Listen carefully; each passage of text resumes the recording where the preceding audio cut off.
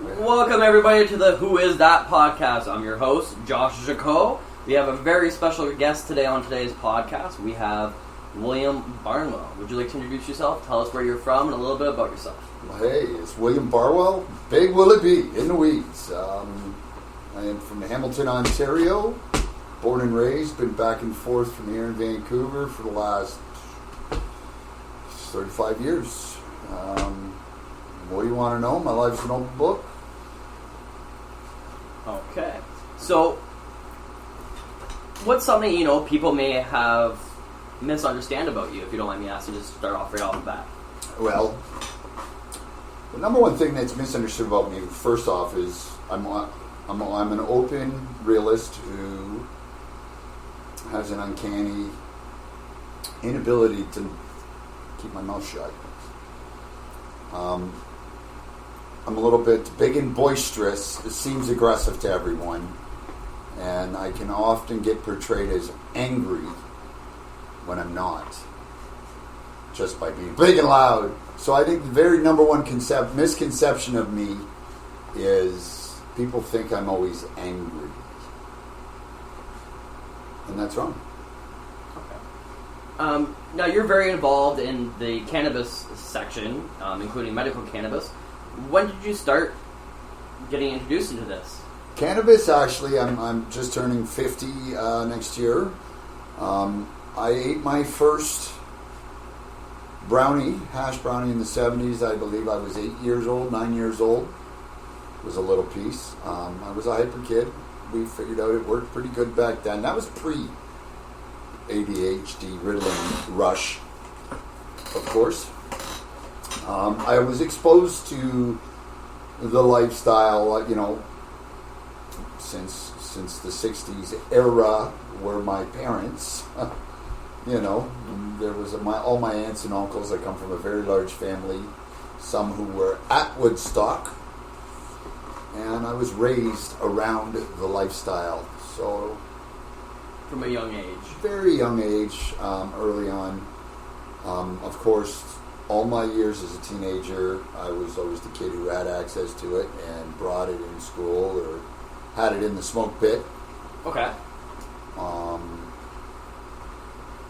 And even in my wilder sowing oats days, I did many of drinks and of course the social chemicals, but I always seem to come back to the cannabis. It was around 2000 I started to get deep into my study after my fall. I was an ironworker by trade. Worked for 13 years from Hamilton, Ontario, right to local 97 in British Columbia. So 721 in Toronto. I fell. 7 spine procedures. It was 7 in the same time frame? No, 7 over about a 4-year period.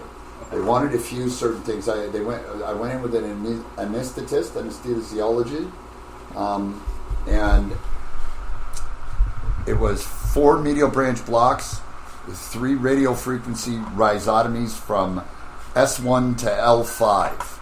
Okay. And it was to alleviate the pressure on the nerves under the facet joints that, of course, we'd hope would reset with activity and physio and all that other kind of stuff.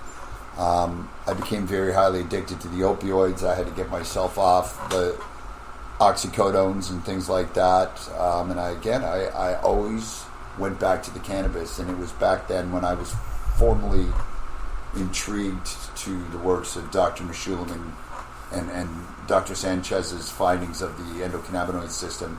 And I tried to delve as deep as I could into that, being how I like to know things. So I seek it, and I don't trust the curriculum to give me accurate information. I have to take it that next step, just to satisfy myself. Okay.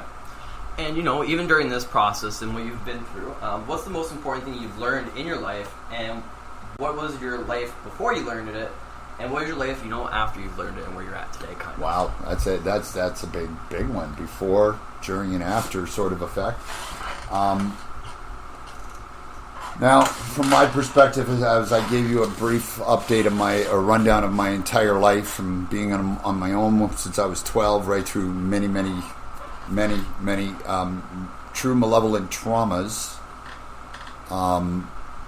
seen a lot, did some regrettable things. It was always the cannabis that seemed to help me regather myself. I mean, I've had multiple concussions, and how did I put it before? I'm surprised I'm not a member of the Lindros family, counting the potato. It's amazing that I believe it was my regular diet of constant cannabis. And I mean, as you see, I've got more than enough here in what I do online. It's been a part of my life, staple like food. And that's the way I started to treat it, as food. I started to treat it as medicine. I didn't like the side effects.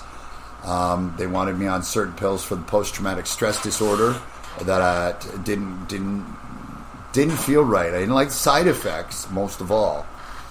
And I like to be able to still have control of my thoughts. And the hardest part is controlling the emotions mostly. And then it was the cancer. 2015 was the cancer. That was another big shocker in my life.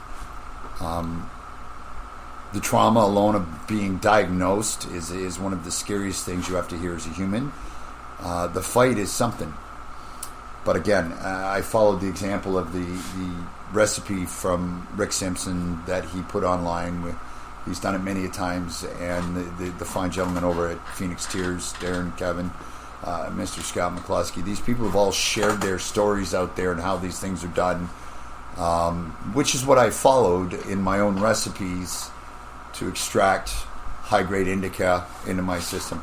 And through that, what helped me getting through most of it was helping other people understand, as I did over the 40 years of consumption, the many different ways, from eating it to rubbing it to, Tommy Chong did the rectal. If you got to do it that way, it's very effective. Some say it's less euphoric. It depends. You're going bye-bye, and as Rick Simpson said, the higher you get, better chance you have to live against any malevolent bug trying to kill you. That's very true. Now, during this whole time, you also started up Cannabis Counselors of Canada. Do you want to elaborate a little bit on that, if you don't mind me asking? I appreciate the opportunity of the platform. Absolutely. Thank you very much. And Cannabis Counselors of Canada was a concept design that was not heard of yet in Canada, actually. I believe I tried to be something new in the industry, away from everybody getting stoned and running through the fields of green and, trying to get a grab at the buck. I really had a passion, being such a broken, or not broken, being an individual put through many trials and tribulations of great difficulties. I wanted to help other people through it. I met a lot of other people in mental disorders, physical disorders, and I've come to the conclusions in my realities of understanding, not as the regular protocol for mental health awarenesses and helping people get through things, rather than mask, medicate, and sweep them under the carpet, because I don't believe that'll help down the road. If another trauma happens, you can really break the human mind. And I care more for people to have a better quality of life. And I know, believe, seen, tried without a shadow of a doubt how this plant benefits the human anatomy in many regards. I have plenty of data that I've compiled with zero plagiarism. All credit to those whose data I have is on each of their documents that I have, and if you sit with me, I'd be more than happy to open any one of them. I believe in the honest way. I believe in helping mankind, and let's help one another come together under one banner with the right platform to help people medicate, and not just what today's doctors are saying. Yeah, here's a script, go get high, see if it helps. That's wrong. Because you can help people topically that don't need to get high. You can help people with great struggle, like the cancers, Crohn's and colitis, with a high-grade indica. There's so many inhalants. I mean, I know people who are suicidal, and, you know, I'm being pressed with the family courts and everything. I understand why male suicide is on the rise, and to have the option of falling on one's sword honorably is a real scary force at 3 a.m. in the morning alone for a man wrongly accused missing his children. It's a horror, to be honest. You see pictures of fighting demons for addicts. Well, it's a similar force spiritually, and the universe loves to attack at those times. And if it wasn't for the cannabis, I think I'd have broke by now. I have to attribute to how I regather myself. As you see, I've got all the devices. I've got the volcano. I just wanted to compile and teach and offer something genuine that helped one another. And I was onto something. So evil come against me, and it's destroyed it temporarily.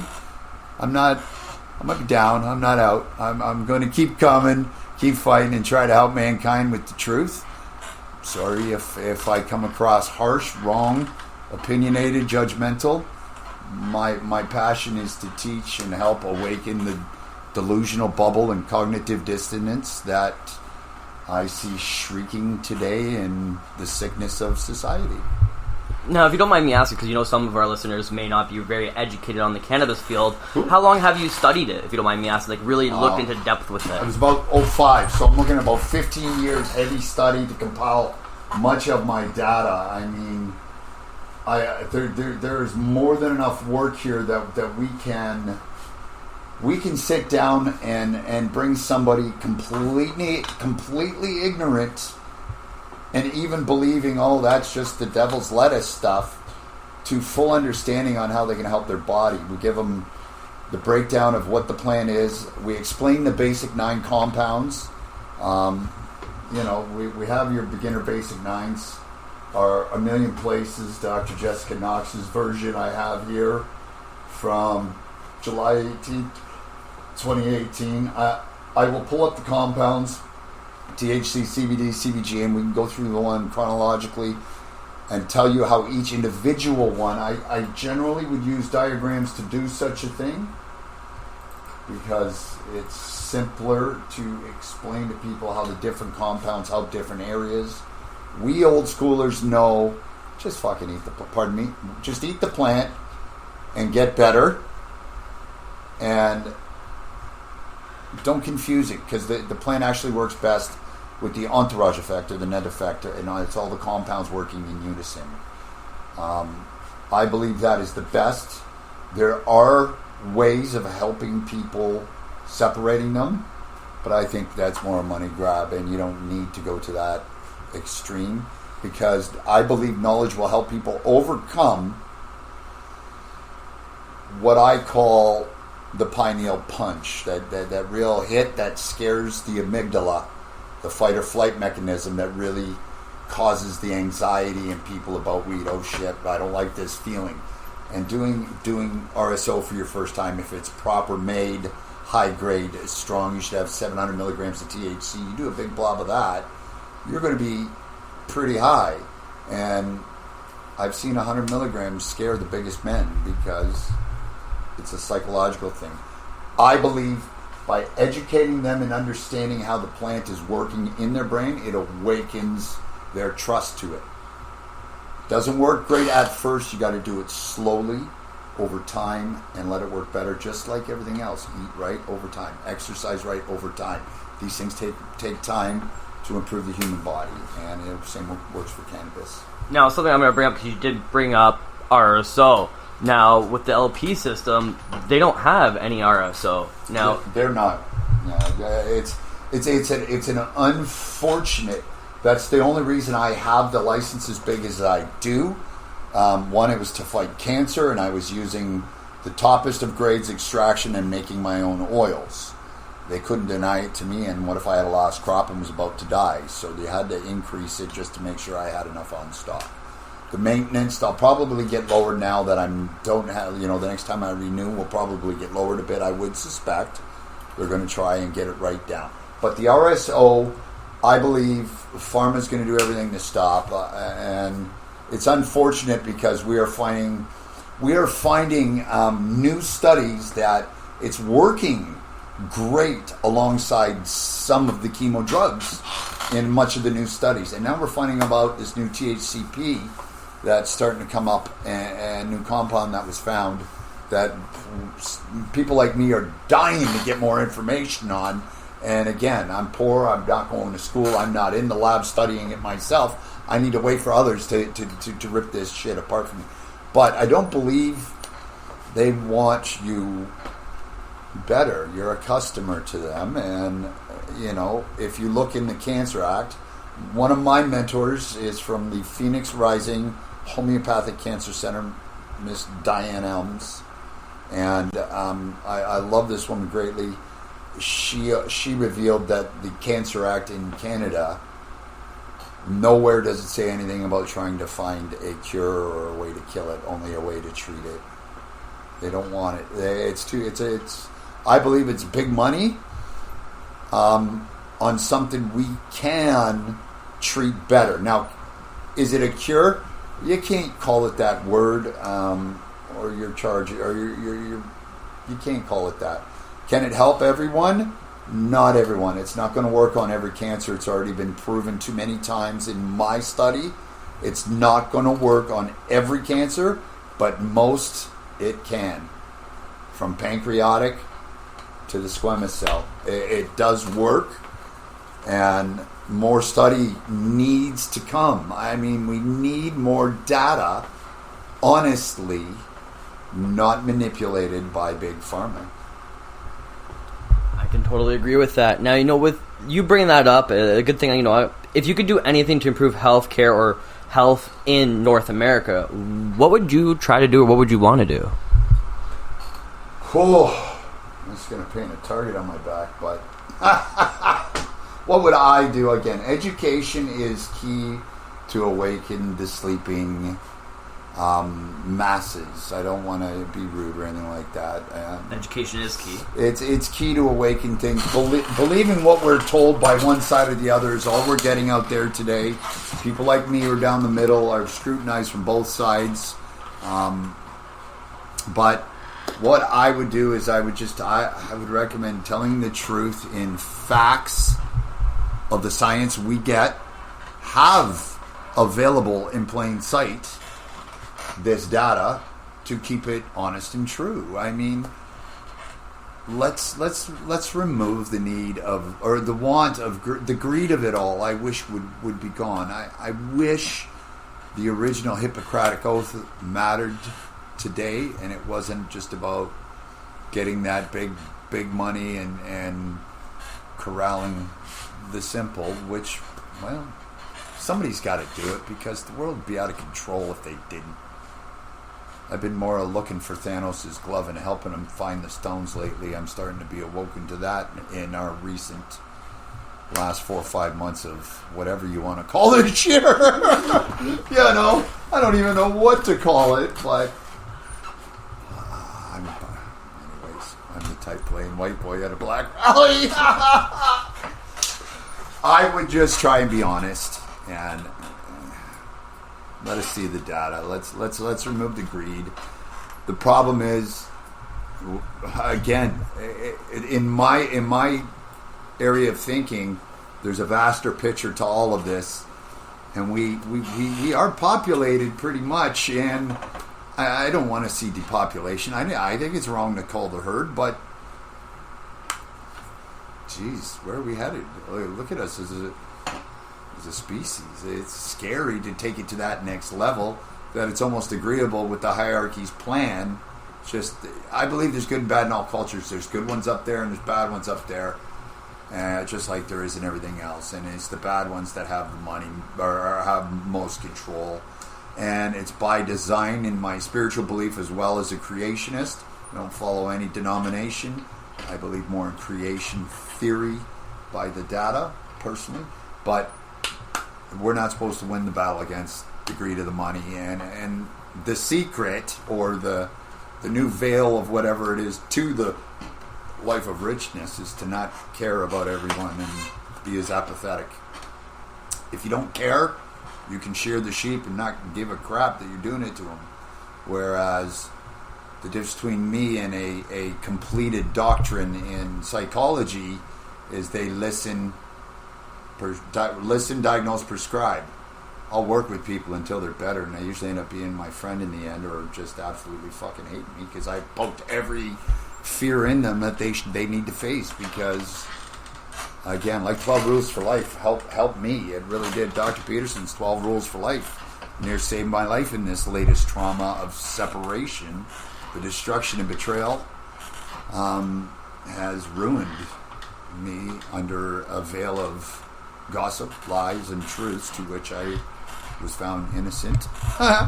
And I'm going to battle back, I'm not going to hide who I am. PTSD, it should be addressed, I believe, in a different light, and I would like to, let it be known. I'm not ashamed of who I am or what I've been through, and I'm not afraid to tell anybody the horrors, and when I do, they go, holy crap. My story scares people when I tell them it completely in truth. Now, what would you want to do if somebody were interested into maybe starting to get into the cannabis sector per se, or even into the education portion watch of it? Watch your back. Number one, watch your back.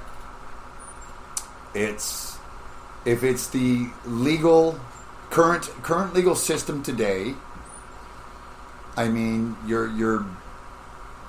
you have to buy approved Health Canada product.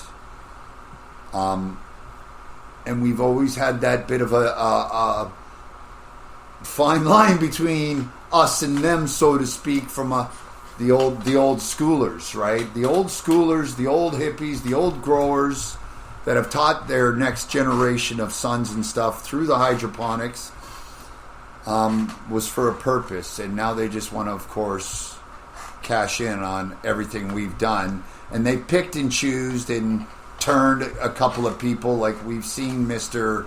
What's his face at Hello Cannabis here in Hamilton, even, and don't even get me started on them stealing my platform in Dundas. That's another story, Mr. Verbeck.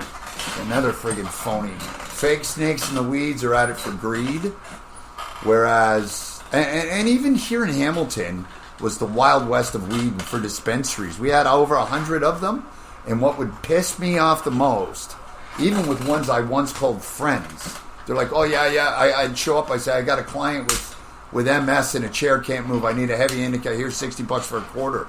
And they're saying, yeah, I'll give you whatever you got it cost. Get to the back, oh, well, I won't make anything off you for that. I said, off who? Me or my sick patient? Or they'll take a pound of weed, put it in 4 different jars and give it different labels and go, this smells good. Like they're Vanna White or something with a friggin' bud, calling themselves bud tenders. Again, there's so much bullshit out there for greed, and I think honesty helps people better. When you have the right product, I find choosing your right strain by the terpenes. I would tell people, take a good deep inhalation, smelling the flower. If you get that jowl, you almost want to spit, your jowls start going, that's a good blend for you. If you get that skunky, like, I'm not keen to that smell, I would recommend that's not going to bode well with your chemistry. Leafly and all them will post different strains, and it does this does that. I'm of mind that say every strain affects everybody differently. Every bud on every strain has different levels of compounds in it. I take it to the next level, and I overanalyze the shit out of things, but I get great joy when I see one of my multiple sclerosis now friends, once client, stands up after 4 years. Or somebody says, man, well, I'm really doing a lot better, thanks. Or your story gave me the boost, Our dear friend Trista did one little video with not that long ago. She said, you know what? It was you I seen that gave me the courage. Now she's a face paint and clouds and contours queen, and I love this young lady because she overcame her fear, and now she's a splash. So if I can help one person through their day not be where I've been, I feel a little bit of purpose and accomplishment. So I'm the type of guy to hold doors. I'm the type of guy to hug. I'm the type of guy to stir the pot and poke the bear. And I've always been big enough to defend myself, so I'm just getting older and slower these days, so I better watch my ass. It's always has their comeuppance. I'm sure there'll be one for me too someday. Helping people is why I live and breathe today, I think. I need to teach what I know, what I've compiled in 40 years consumption, in the 15 years study, in the hundreds of people I've already helped. The platform and work I did, I apologize to all of my followers. I don't know how many times they look at my page like, wow, this fucking guy is out there. Well, you know what? Ask me why sometime, and you'll go, dude. Because that's what it's about. It's I've got a different understanding of love and stuff like that. I believe the opposite of love is apathy, not hate. Not caring. We got to care about one another more and remove the greed. And you'll see me say very often, I've been saying it for years, no more out-group derogation. Let's stop separating everyone, saying, you don't belong in my group. I mean, I don't care. That Tom McDonald, I don't care if you're black or white or gay or straight or old or young or smart or dumb or where you're from or what you make. Puff pass, cheers. Now, what has been the best compliment you've ever received throughout your life? I mean, again, I'd have to. Recently, well, my daughter, "You're the best dad ever" is the greatest thing to hear. I gotta give props to my dear friend Trista Bergeron here on Facebook. She see me at I was doing a dab bar with my good friends over at Cannabis Prime Delivery.com. And she showed up at one of the things, and I was doing the dab bar there, trying to talk to people, and she's like, wow, a celebrity, because I'd already been doing videos and teaching for a couple of years. It was a shock. It was one of those first times hearing recognition like that. But she said to me that part of watching and what I was doing gave her the courage to overcome what she's done, and I'm so proud of her today. Beautiful young lady, single mom, fighting the fight, standing up for her own, and real as real can be. And boy, you should see her paint her face. If you ain't seen her, I mean, I know people at home can't see her right now, but let me show you while you're here, since you're near my computer. Pretty young lady, St. Catharines area. She does these face paintings like you just wouldn't believe. That was one of the more macabres.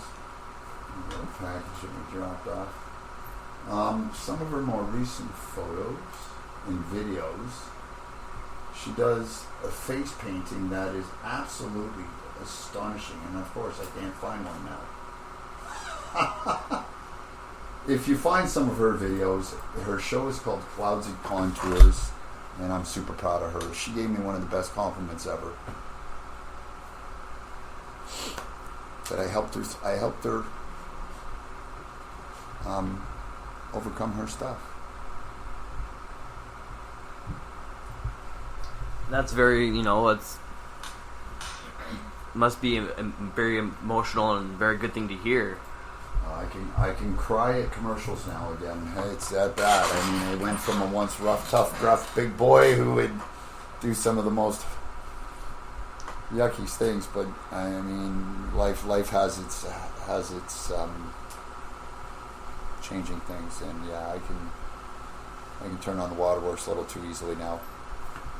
You hot, dear? You look hot. What's your favorite memory on Cannabis Counselor of Canada that you can remember? Your favorite part about it? My favorite part in Cannabis Counselors of Canada, my dear friend B-Man. I call him a.k.a. Chef Neo. I bought a new set of plates and bought a shop press and was starting to press my own rosin. But again, being busy working with more clients, and we were trying to do the licensing now that everybody else freaking jumped on board to steal. This very, very amazing young man came into my life. I call him B-Man, because his name's Barry, and he showed up and I said, "You like to get high?" And I gave him the biggest dab I could of rosin.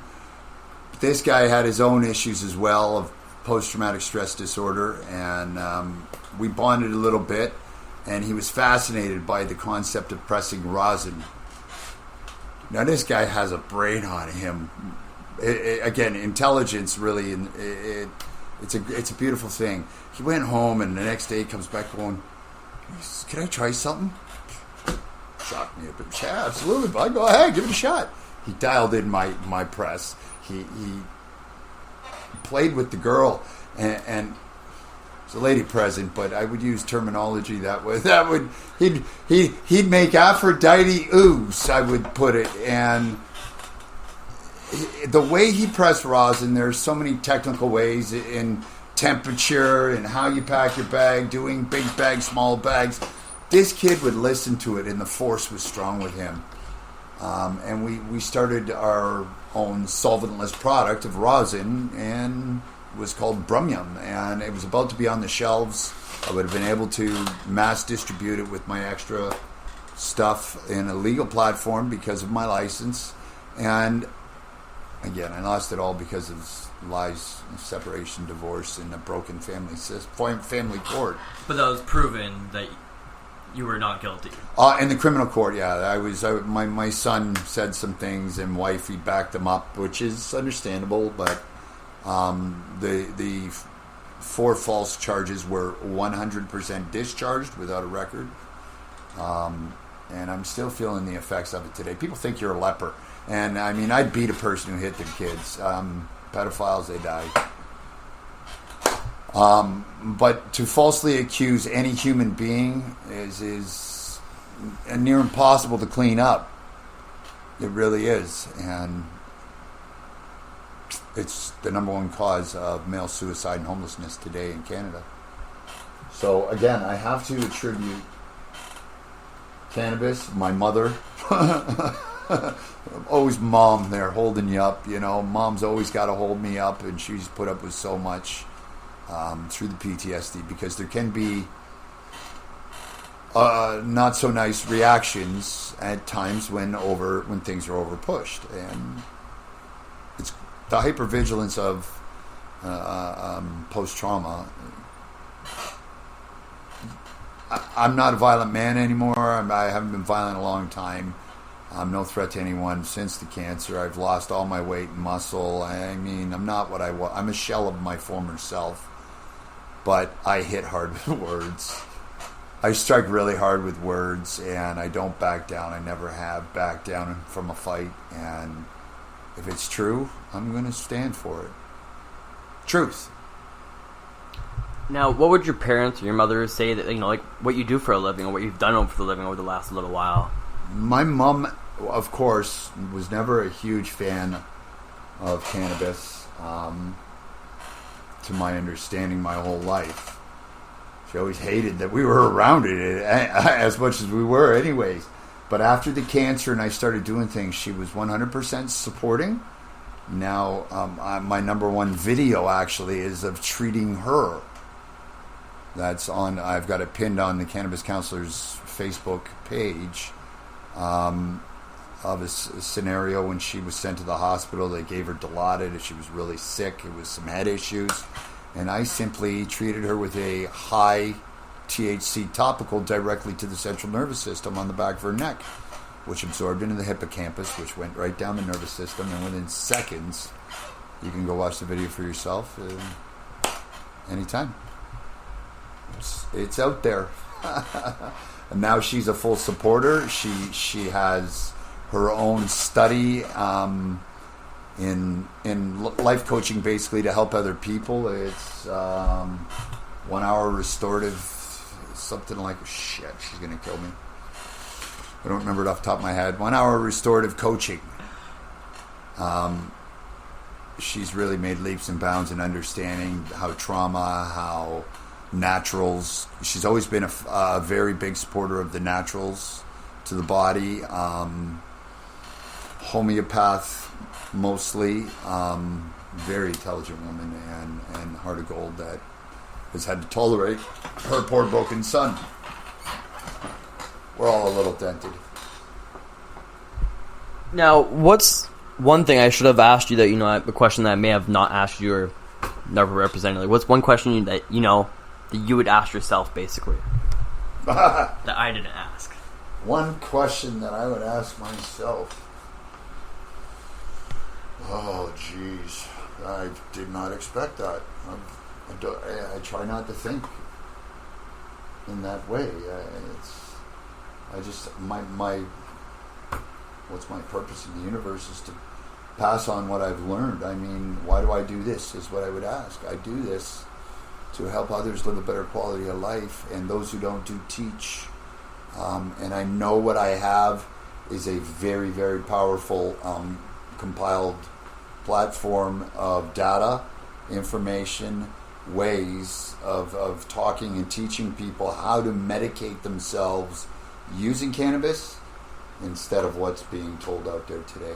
And it's being suppressed by forces, of course, I believe, because it's true. The good things and the true things usually get persecuted most in this world. So I trudge on like a soldier of my belief does.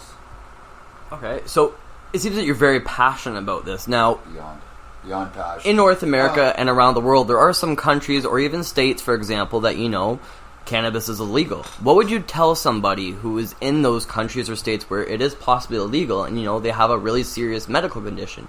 What would you do to try to help? Like, what would you advise them to do? Well, again, try not to get yourself in trouble in any way possible, but it's your life. And if you're in a city, how did Vay put it? That Vay guy, big power speaker Vay. He said, "Look, if you don't like the laws here, move somewhere else. Go somewhere where it is." Like, how many people have moved to Seattle just to get their child treatment, or break the law? I mean, take the chance and save your freaking life, or leave and go somewhere you can save your life. I would recommend to them, save your life. I don't care how you do it. I would say at last resort, breaking the law, of course. Try not to. It's unfortunate to be put in those positions, and I understand them now that society wants to keep our market squashed. And it's unfortunate because I believe the community I come from have so much to offer that their money could assist if they would just invest it into the right people. And I wish people wouldn't judge off, firstly, what they see on my Facebook. Come talk to me first. If you believe in what I post on Facebook, you got a problem. Now, do you have any maybe future plans or future goals that you maybe want to share with us? Well, once this insane COVID crap is over, or whatever you want to call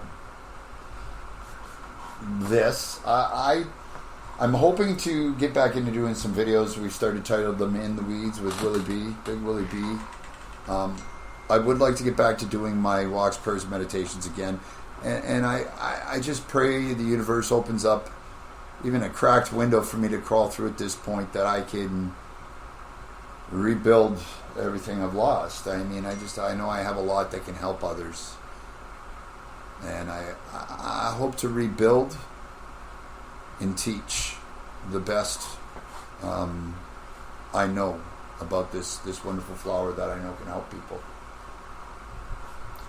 Now, where can our listeners, find you? Can they give us where they can find you on social media or Instagram? Or I am on Instagram, Well_Barwell.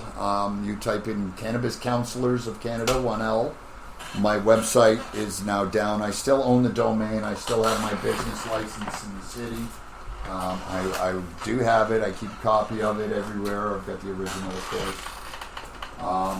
It's unfortunate what separations done financially has left me back in the hole. I've been down before. I'm hoping to rebuild. I have concepts. I have business platforms that could be transformed into vast, larger things by combining our stuff with some of their money, and I think I could make a lot of people very rich. I think I could do even better in helping others live a better quality of life. And I pray the universe, the gods, my God, that I'm not done yet and I get to help others.